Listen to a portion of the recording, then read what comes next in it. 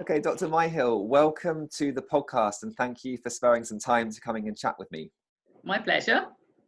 So we're going to obviously dive into a little bit around chronic fatigue syndrome today and then sort of focus the conversation really around gut health and the microbiome and I guess the common things we see in testing and what we see in the research that relate the two together. Okay. Before we dive into that, I know this is a big question in its own right. Would you be happy just to introduce a little bit of kind of you and your background for people that might not be familiar with you yet? Okay. My name's Sarah Myhill. I've been working for 40 years, 20 years as an NHS general practitioner and 20 years as an independent medical practitioner. And I left the NHS because I didn't have the clinical freedoms to be a good doctor. And the problem with conventional medicine is it doesn't ask the question why. It doesn't look for causation. So people coming to me with chronic headache, chronic gut problems, arthritis, fatigue, and they were just receiving symptom suppressing medication. Nobody was asking the question why. What's going on here? What is the underlying mechanism? So the joy of being an independent medical practitioner is I can go where my clinical acumen takes me. And I left general practice because the biggest question, the biggest unresolved, unaddressed question was, why am I so fatigued? And that symptom of tired all the time, the acronym TAT, tired all the time, is the commonest symptom in general practice and also the worst treated. So I got into the whole fatigue syndrome through my interest in patients with a pathological fatigue, chronic fatigue syndrome or ME, and that was the first book that I wrote that addresses that issue.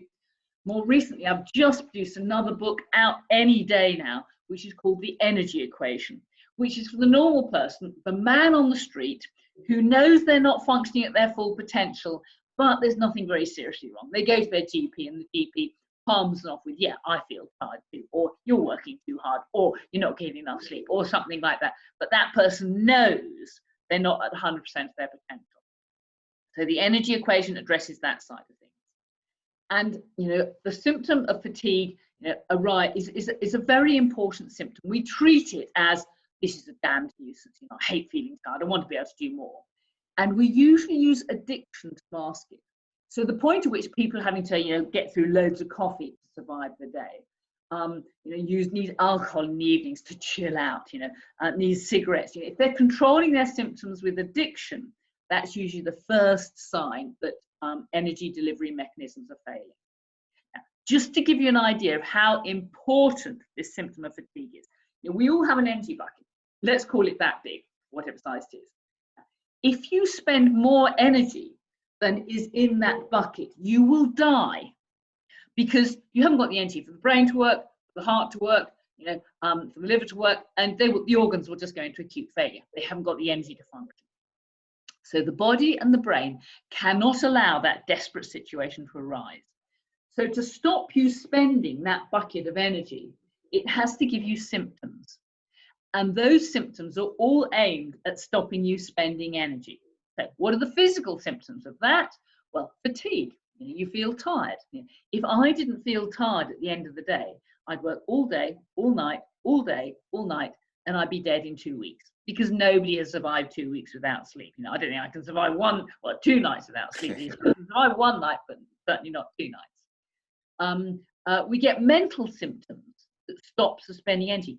Foggy brain, can't think clearly, poor short-term memory, the tendency to procrastinate. And then the brain gives us symptoms to stop us spending energy, like anxiety, like feeling stressed, like depression. These are all symptoms that stops the brain spending energy. So although they're nasty, although they're unpleasant, they are vital for survival. So you have to, I don't say you have to welcome those symptoms, but you have to realize that these are pointers that says you've got to change something. Something is wrong. So the first thing I look at is how big is that energy bucket? We've got to make that energy bucket as big as we can. And then we're going to look at, and then I look at how is the body spending energy?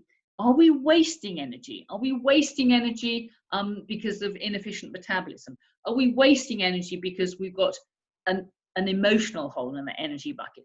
Are we wasting energy because we've got an immunological hole in that energy bucket? It might be allergy, it might be chronic infection.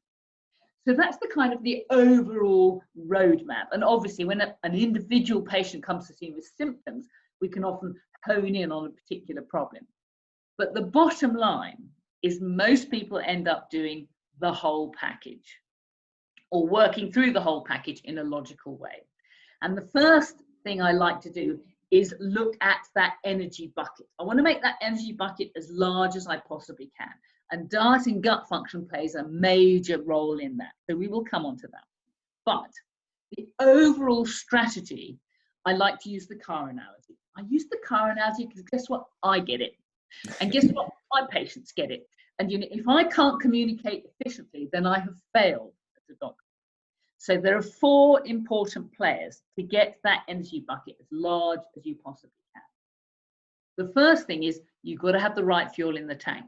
Now, parked outside, I've got a beaten up old truck. I put diesel in it. If I put petrol in the tank, it'll chug along for a bit, but it doesn't like it, and eventually it will pack up. Now, the evolutionary correct fuel for our mitochondrial engines is ketones. Our body functions best burning ketones. Where do we get ketones from? We get ketones from eating fat and from fermenting fiber.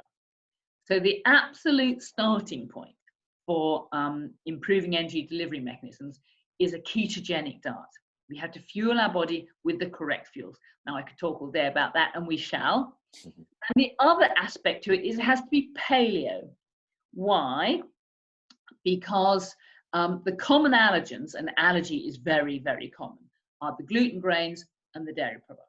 They're not evolutionary correct foods. They came into our life very recently, in the last few thousand years, and the gut certainly hasn't caught up with that. So it needs to be paleo, cutting out certainly the gluten grains and maybe others as well, and certainly the dairy products. You know, dairy products are meant for young mammals. They're not meant for mature people like you and me. So it's the paleo ketogenic diet. And don't laugh. Ooh, I've actually produced another book about it, which I've called the PK Cookbook, which details, you know, what you can eat, you know, for breakfast. How do you know when you're in ketosis? And all those sort of things. So the starting point is the paleo ketogenic diet, and that is also the starting point to treat all gut problems, which I know is what you want me to talk about and speak about. Because what determines the symptoms we've got in our gut is what we pour into it. It really is as simple as that. It's the last thing people want to consider. It's the last thing that gastroenterologists tell their patients to do, if ever, I have to say, if ever.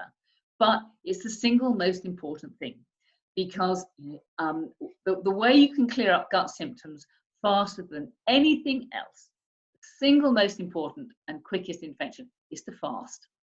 Yeah. Fasting is a fabulous tool. It's been used for thousands of years to treat a whole range of conditions. People don't like the idea of it because they're addicted to their food.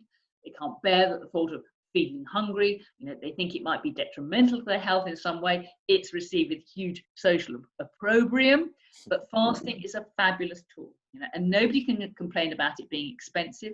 Nobody can complain about it, you know, taking a lot of energy or time. You know, it's because, of course, it's very cheap, and it, you know, you don't have to shop, you don't have to cook, you don't have to prepare food. You know, so it's actually saving energy. I know I'm being slightly tongue-in-cheek there, but the point is, food is extremely toxic, and you know, it can be, obviously we have to eat it in order to fuel our bodies, but current Western diets are poisonous. They are toxic. Why? Because they're high in carbohydrates. And sugars and carbohydrates are not evolutionary correct fuels. Now, our gut doesn't like them, and our mitochondria doesn't like them. Now, at this point, I know what you will do. You will turn around and say, well, primitive man had carbohydrates. You know, when we dug, you know, bog man out of the bog, we found grains and seeds and nuts and pulses in his gut. So, you know, he was eating carbohydrates, wasn't he? And the answer, of course, is yes, he was, but only for a limited window of time. You see, when humans evolved in Africa, food available all year round, and he was a hunter and a fisherman, shellfish. But when primitive man migrated away from the equator, he then had the problem of, how am I going to survive winter? Now, what happens when the autumn comes along? We have free food. Suddenly there's a windfall. Lots of fruit, lots of nuts, lots of seeds, lots of root vegetables, lots of pulses, lots of grains. And that switches on a carbohydrate addiction gene. We eat carbohydrates in an addictive way. So we're eating as often as we can. Whenever you see that pear tree, you eat all the pears. Whenever you see that apple crop or whatever, you eat all those. Whenever you see those potatoes, you eat all of those. We eat them addictively, and we have a carbohydrate addiction gene. That means we can't stop eating those foods. And in consequence, we get fat. Now, fat is a wonderful thing. It's survival value for the winter. If you get fat, that's an insulation layer, so that keeps you warm. But more importantly, it's a pantry. So when foods are scarce, you can burn your own fat. And being fat can carry you a long way through the winter without food, without starving. But what happened to primitive man? Those carbohydrates disappeared. They went rotten. They were no longer available. He went back to a ketogenic diet because he had to. He had no choice. So did she. So they inevitably went back to a keto diet. But modern man, with our incredible systems of food delivery, modern agriculture, supermarkets, we can eat carbohydrates all year round because we can, and we do. And we never switch off that carbohydrate addiction gene, which means we end up fueling our bodies with carbohydrates throughout the year. And therein lies the rub. The body cannot deal with that. It's damaging. And we now know that all chronic Western pathologies, dementia, heart disease, cancer, diabetes, are all carbohydrate driven. And that is preceded, before we get to those stages, we often get other warning symptoms, which we symptom suppress with drugs. So what do you do when you go to the doctor? You've got indigestion pill. What do you go to when you've got gut spasm and pain? You get given laxatives, motility drugs. It's not addressing the root causes of. I have to say my biggest hate, one of my most hated drugs, are the proton pump inhibitors, the acid blockers. Having an acid stomach is so important for normal digestion. Why? Because without acid, you can't sterilize your gut.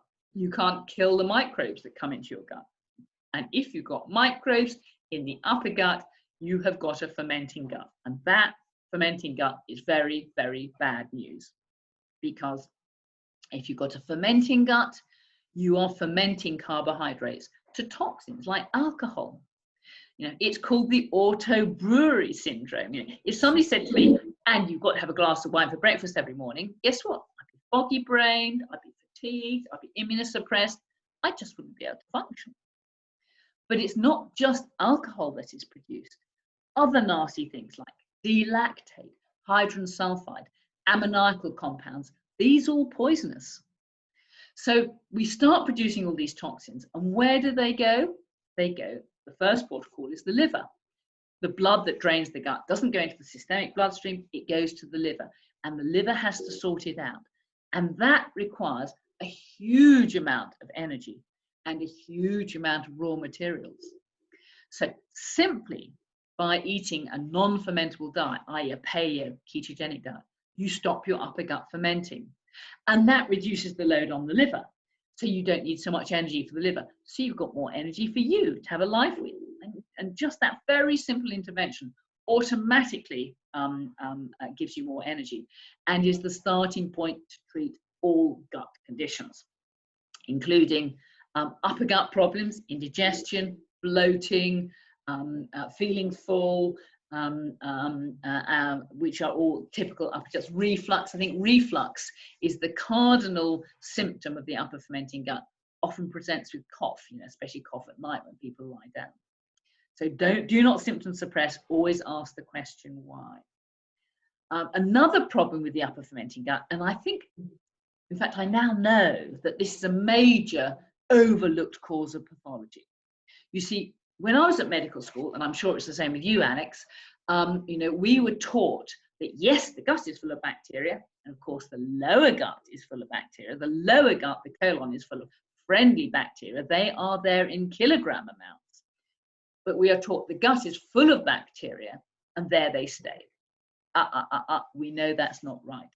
We know these microbes very easily get from the gut into the bloodstream. One example of this, if you brush your teeth or if you eat some food and you take a blood test, say a couple of minutes later, you will find you will find mouth microbes in the bloodstream. They easily get into the bloodstream. It's called bacterial translocation. Now, if these are friendly microbes, which are normally present in the mouth because you're eating a keto diet, which are normally present in the lower gut because you're eating a paleo ketogenic diet, then the immune system has been looking at those microbes for millions of years. Oh, it says, we recognize you, you're friendly, you're okay, we'll just pee you out in the urine, and urine does have microbes in it, just pee out in the urine and get rid of them, and that's that. But if they are unfriendly microbes, like yeast or fungi, like bacteria that are fermenting the upper gut, which really shouldn't be there, which are new to the immune system, they've only been there recently for a few thousand years, then the immune system is alerted. And you start off with inflammation in the gut, and guess what? Inflammation causes pain. And if those microbes get stuck in the joints or the muscles or the connective tissue, they drive inflammation there, and we call it arthritis or fibromyalgia or connective tissue disease. If they get stuck in the lungs, they might drive intrinsic asthma.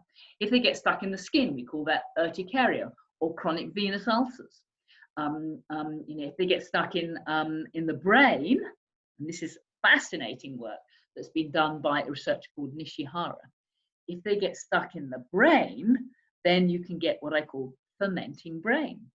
And it's biologically plausible that drives many psychiatric diseases like psychosis and schizophrenia. And guess what? We have two wonderful psychiatrists, Carl Pfeiffer, Abraham Hoffer, who treated those major psychiatric conditions with a ketogenic diet and got fantastic results. So, really and truly, the diet is everything. And I know you mentioned earlier on that you often get tests done, but the point is, the tests will just tell us what we already know. And the tests are expensive. So these days, I rarely do tests on my patients until the diet is established. And if at the end of this session, people listening in on this do nothing other than get onto the paleo ketogenic diet, they will be doing themselves a very big favor, and they will be doing themselves that favor very inexpensively, and they will be or maybe curing their immediate symptoms, but they will certainly be protecting themselves from cancer, heart disease, and dementia in the future. Now, I'm very aware you've let me rabbit on, and I'm very inclined to do that, and maybe I strayed from the track that you wanted me to talk about, but have you got anything you want to pick up on these days, or maybe your listeners do? Yeah, no, thank you. Firstly, it's brilliant. I'm always more than happy for people just to do their thing. But it sounds like in regards to some of the rationale for the paleo keto diet, it sounds very similar to, I believe, your friend. We had Dr. Jenny Goodman on the podcast. Oh yeah, bless her. And she very much was talking about eating seasonally and the importance of that, which kind of resonated with what you were saying there, with the paleo keto being kind of the framework of what we use. And then I guess, what you've brought up, not necessarily by labeling it, is sort of this idea of hypochlorhydria or low stomach acid production. And I guess leaky gut as well, with this idea of bacterial going into the blood to the liver, and then the liver getting very busy having to deal with all of that. Absolutely. I mean, if you have got the wrong microbes in the wrong place, you will get inflammation. And, and if you've got inflammation there, then you will have a leaky gut. And I see the leaky gut tests as a sort of measure of inflammation of the gut, which is bad news. If you're inflamed, the immune system is busy. The immune system is busy, that produces symptoms. And what are the symptoms of inflammation? Pain, heat, swelling, loss of function, and redness, if you can see it. And then all those things cause nasty symptoms. And also bear in mind, inflammation is part of healing and repair. If you've had a surgical operation, you've got a scar there, then what do you get at the site of the scar? Pain, redness, heat, swelling, loss of function. That's all healing and repair. And again, this is why drugs like non-steroidal anti-inflammatories are so dangerous, because they inhibit inflammation. And this is and inflammation is essential for healing and repair. And the gut is prone to a lot of damage. It's because it's dealing with a toxic load. So if you use non-steroidal anti-inflammatories and you stop that gut healing, and remember the gut lining turns over every 3 days, then you will get holes in the gut. You will get ulcer disease. You will get perforated gut. You will get an inflamed gut. And I say this is why the non-steroidal anti-inflammatories are so damaging to the gut. Simply, they prevent the gut from its normal cycle of healing and repair. Brilliant. Okay. And I guess a question that comes to mind with this is, as you kind of go on about the idea of the why behind these things, with low stomach acid and this kind of upper gut that's fermenting, what are some of the most common causes that lead to that in the first place? Oh, the number one over and above everything else is sugars and carbohydrates. Okay. Now, you can get away with a little bit, but I know I'm an addict. If I have a little bit, I want more. That's why if somebody offers me a biscuit, I always say no, because if I have one biscuit, I want the whole packet. And it's the same with any addict. And the alcoholics, for example, will celebrate complete abstinence. They know they can't enjoy a drink because they want the whole bottle and the next and the next. But it's carbohydrates that drive the fermenting gut, because these microbes that we are talking about, which are bacteria, which might be aerobic or anaerobic, and yeast, the only thing they can ferment is sugars and carbohydrates. They cannot ferment fat, which is why fat is such a fantastic fuel and such a great treatment for the gut.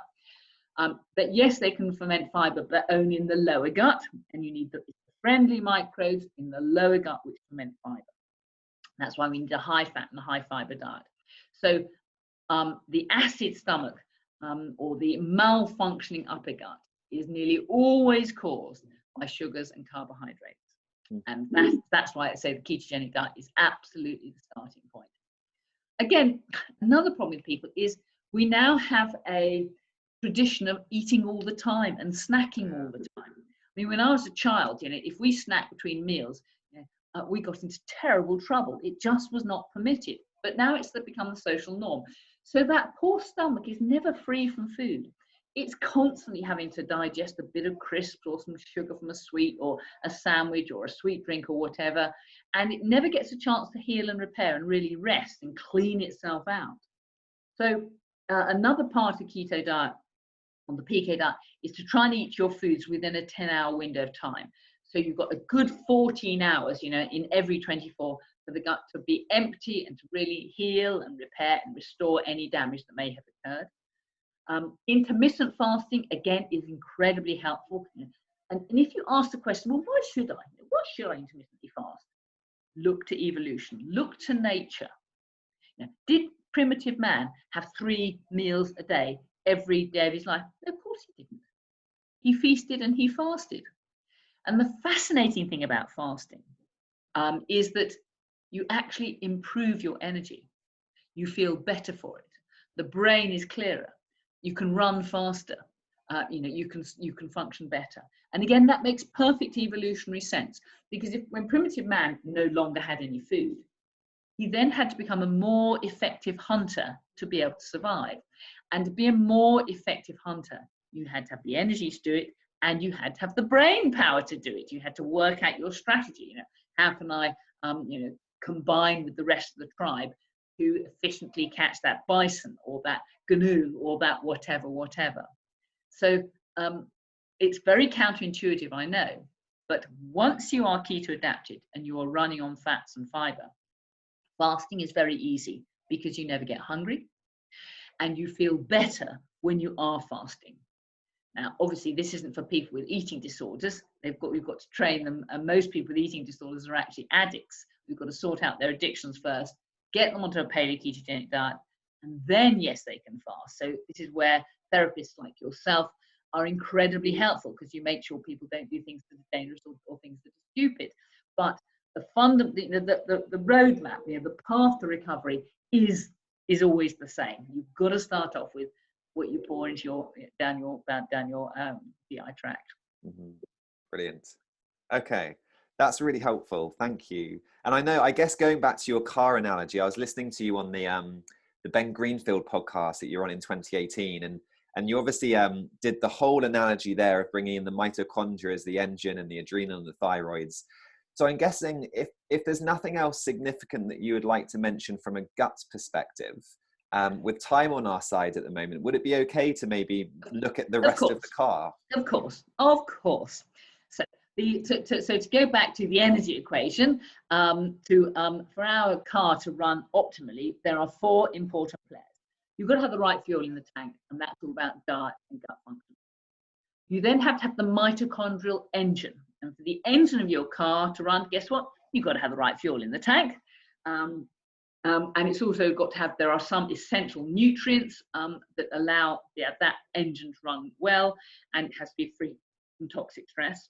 But then you need the thyroid accelerator pedal and the adrenal gearbox. So, I could be driving a Formula One car with perfect fuel and a perfect engine. But if the thyroid accelerator pedal is set at 5 miles an hour, I'm going to creep along at 5 miles an hour. If you're Lewis Hamilton, you would not be very chuffed by that. So we then have the thyroid accelerator pedal and the adrenal gearbox. And I have to say, those 2 conditions are incredibly badly treated by Western conventional medicine. Not my words, but the words of consultant endocrinologist Kenneth Blanchard, who wrote a book about this, and he only dared write the book once he was retired because he knew the opprobrium that he would receive from his fellow endocrinologists, saying that thyroid conditions are amongst the worst treated conditions in Western medicine. And you will not get the right answers from your GP or from your endocrinologist. Why? Because they only look at the blood tests.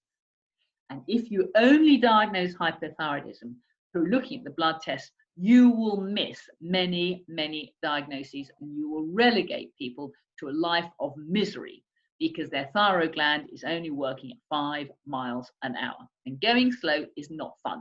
Spending energy is fun. Earning energy is jolly hard work. So we then have to sort the thyroid out. And then we need to look at the adrenal glands. And I actually often do these 2 things in parallel because yes, you want the accelerator pedal to go faster, but then you've got to move up a gear in 2nd, 3rd, and 4th. And adrenal fatigue, again, is common. Again, the endocrinologists don't diagnose it. Yes, they will recognize complete adrenal failure, and that's called Addison's disease, but it's rare. And that means you have no gearbox at all.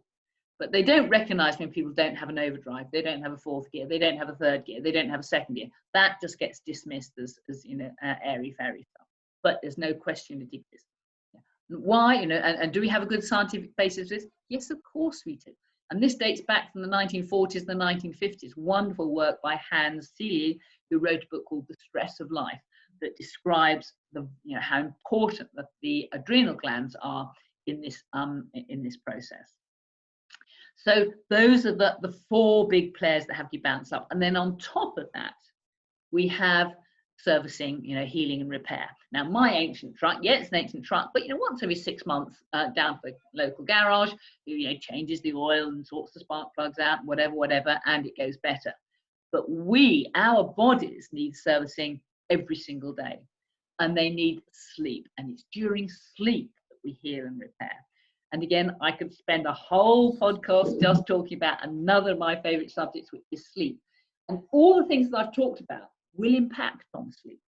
If you are not eating keto diet, if you're running your body on sugars and carbohydrates, your blood sugars will be up and down and up and down, and so will your adrenaline levels be up and down and up and down. And if you spike adrenaline at night, then that will wake you up. It will disrupt your sleep majorly. So just getting into ketosis hugely improves the quality of sleep. Again, we talked about gut function. We talked about the inflamed gut.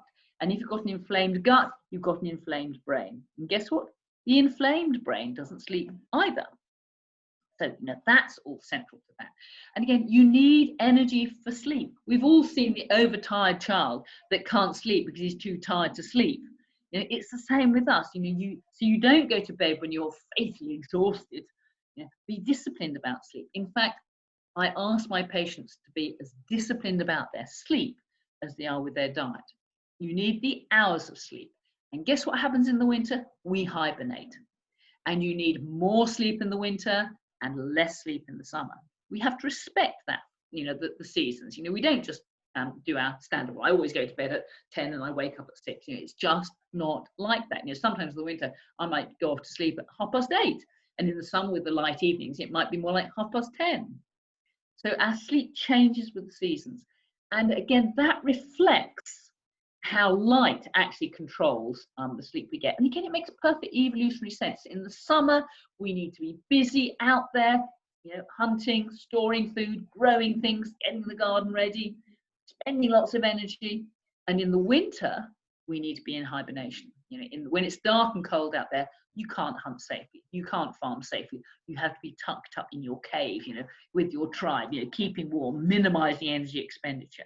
And that's what we do during sleep. The body temperature slows, we curl up in our hibernating caves, we keep warm, and we minimize energy expenditure. So being disciplined about sleep is important. And to say that is controlled by light. Now, if I can give you 2 minutes on that circadian rhythm, which is so important. Yeah, light, and I'm very lucky, I work in my conservatory, so I have lovely full spectrum light falling on me all the time. And that's what primitive man did too. You're working in a cave, that's not good, Alex. You should be I should turn my screen around. I've got windows just here. Well, the more light we can get in the day, the better. Right. And that switches off melatonin production. Now, melatonin is the sleep hormone. It's produced by the pineal gland. As that full spectrum light disappears or goes down, we start to produce melatonin. And that's what initiates sleep. Now, it doesn't make you feel dozy, but it's a hormone. Without melatonin, you cannot sleep. That kicks the pituitary gland into action. And the pituitary gland then secretes thyroid stimulating hormone. And the level of TSH comes up, and that spikes about midnight. The thyroid stimulating hormone then kicks the thyroid gland into life, and that starts to produce thyroxine, or T4, and that spikes at about 4 o'clock in the morning. T4 is relatively inactive. It gets converted into the active T3, and that spikes at about 5 o'clock in the morning. T3 then gets secreted, trots around the body, and kicks the adrenal glands into life. And the adrenal glands get kicked into life about 6 or 7 o'clock in the morning. And that spike of cortisol and adrenal hormones is what actually wakes us up. So we have this very marked circadian rhythm of hormones, which is determined by light. Listen to that. Don't try and fight it. And if you get tired and sleepy, then yes, you must go to bed and you must sleep and rest. And that's going to be longer in the winter than the summer. Another clue that energy equation is failing, i.e. energy expenditure is getting close to the energy bucket, is people have to sleep on at the weekends. They accrue a sleep debt in the week because they're working hard, getting up early, keeping things going, with carbohydrates mainly, and then they crash out at the weekends. They don't wake until 9 or 10 o'clock in the morning. Another very important symptom that you've got that energy equation wrong, and your ship, as I call it, is heading to the wrongs. So are we saying then that sort of the paleo keto diet can be very helpful also from just an adrenal thyroid perspective as well then? Absolutely.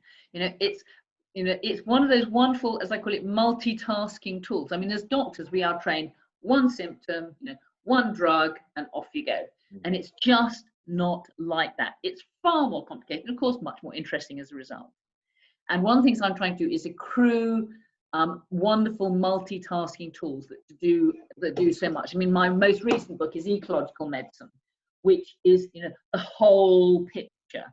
And the multitasking tools which I choose in there are to take us to good health, are tools that are available to us all, that are free from side effects, that can only do good, that are cheap, and that do so many jobs. So the paleo ketogenic diet is vital for energy delivery mechanisms.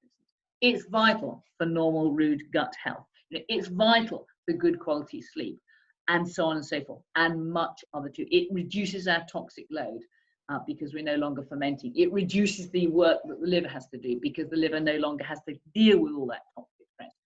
And that is the first tool that we should be using.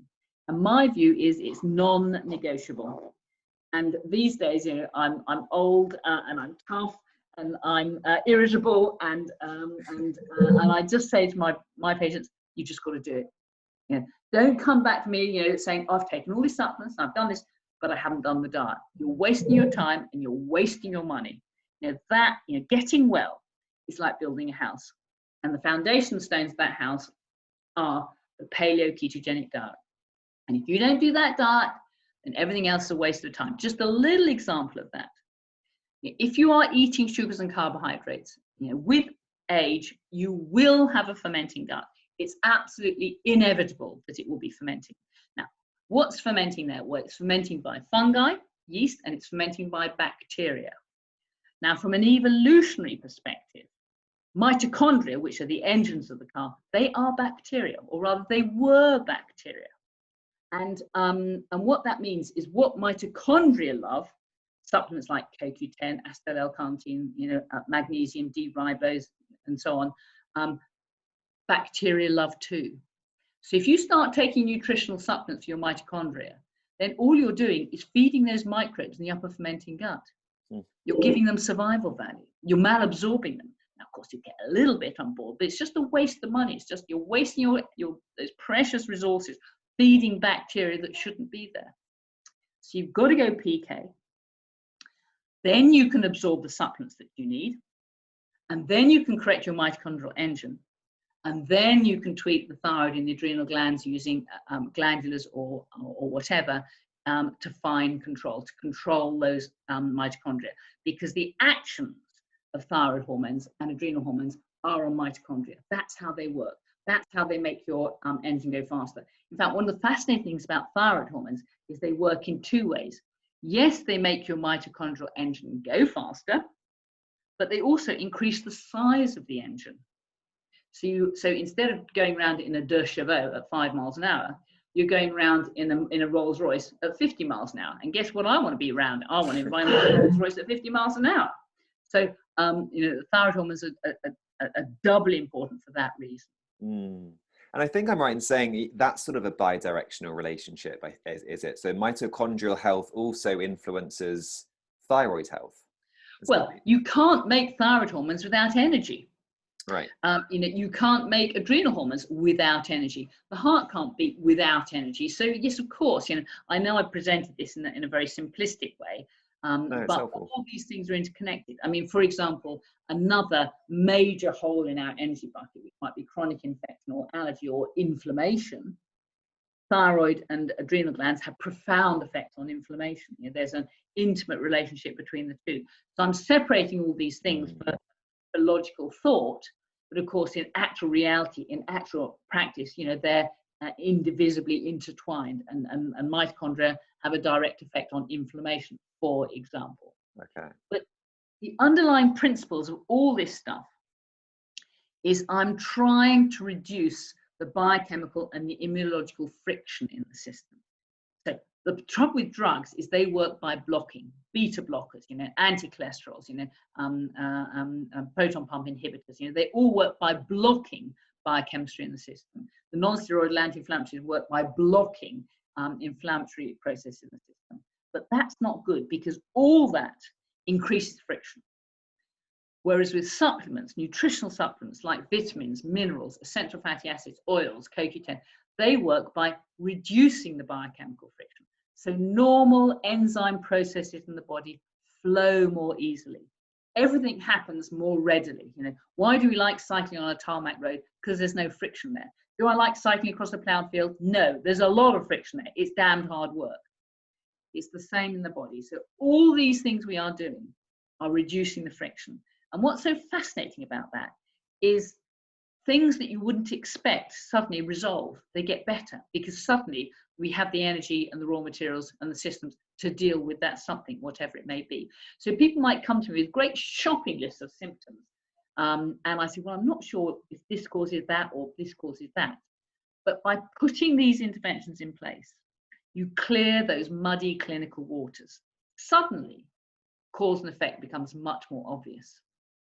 And, you know, again, people, they don't come to me, you know, 5 minutes after their first symptoms, so we can really nail what it was that caused it. They come having had 20 or 30 years of symptoms. And that's a real muddy mess there, because on this drug and that drug, and this operation and that intervention, and that muddies things even more, because all those things increase the friction in the system. So the earlier you can get somebody in treatment, the better. And as I say, if you can make the whole thing less cloudy, you can clear those clinical waters, it so becomes much more easier to diagnose what's going on. And with every patient, I'm quite sure you're the same, Alex, always go back to the beginning.